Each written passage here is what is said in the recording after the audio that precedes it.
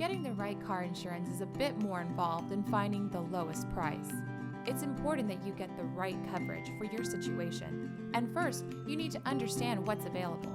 There are 5 main categories or types of auto insurance coverage. Let's go through them. Liability coverage is the most common because almost every state requires you to carry some minimum amount in order to drive legally. Liability coverage pays for the damage you cause in an accident when you are at fault. Specifically, liability coverage will pay for bodily injuries and property damage of others. Remember that liability insurance does not cover any of your damages. It protects others from damage you cause and also protects you financially. Without it, you could be on the hook for the entire cost of an accident out of pocket. Collision coverage is the second most common type of car insurance coverage. It will pay for damages to your car from an accident, even if you were at fault. As the name implies, collision coverage pays for damage incurred when you're driving and collide with another object. Note, losses from non-crash stuff like theft or weather damage are not covered by your collision insurance. For those things, you'll need something called comprehensive coverage. Comprehensive coverage kicks in to cover losses that are totally out of your control. Like collision coverage, comprehensive coverage is optional. It will protect you from losses due to fire, vandalism, theft, hitting an animal, or damage caused by certain natural disasters. But comprehensive coverage won't cover everything. For example, most policies will not cover damage due to freezing, even though it's weather-related.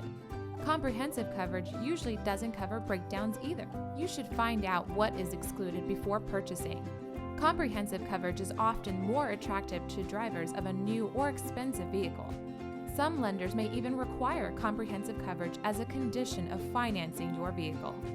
To recap, we've gone over liability insurance, which covers damage you do to others, collision insurance, which covers crash-related damages to your car, and comprehensive insurance, which covers certain unpredictable damages to your car. But what about injuries suffered by you or your passengers? If you weren't at fault, the other driver's liability coverage should pay for your damages, but you can purchase your own medical coverage for additional protection.